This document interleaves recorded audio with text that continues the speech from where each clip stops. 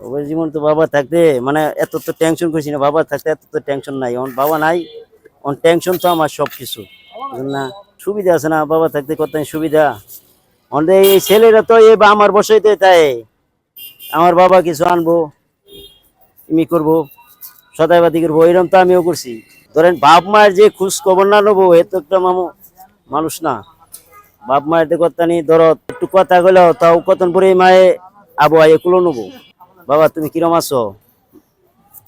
মায়ের কথা নি ধরো তেতানি সবই তো বুঝতো না, কতগুলা বুঝে না। আবার কতগুলা ধরেন মা ছাড়া বউ সারি দেবো, মা ছাড়তো না। স্যার কি করবো, এটা তো আমি বলা পাইতাম না, এটা ছেলেটার জন্য কি করবো, আমি তো বলা পাইতাম না। আমি বেশি দিন ধরে আসি না, আমি ধরেন মাসখানি ধরে আছি। থাকে কাকা মোটামুটি ধরেন 100 বল বেচলে 500-600 থাকে।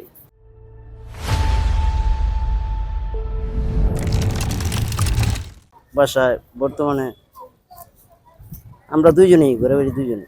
ছেলে মিলে বিয়া করে গেছি, ছেলে দুইটা ছেলে বিয়া করে গেছে। একটা থাকে গাজীপুরা, আড্ডা থাকে দেড়শো, ওটা গাড়ি চালায়।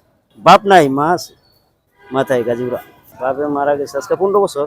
মনে তো বাবা পড়েই, মনে পড়ে না বাপ মায়ের কথা, কেরা না মনে করে। মায়ে আবার খোঁজ খবর নেবো না, মায়ের খোঁজ খবর নেবো তো মায়ের তো না নিলে চলো কেন। মায়ের বাবা করে এটাকে হুম, বাবা করে এটাকে না নেয় নেয় আমার সবই নেই। লোক আছে আমার সবই নেই। হ্যাঁ, মুক্তা আছে মমি সিং। হুম, গ্রামের নাম হাতিল।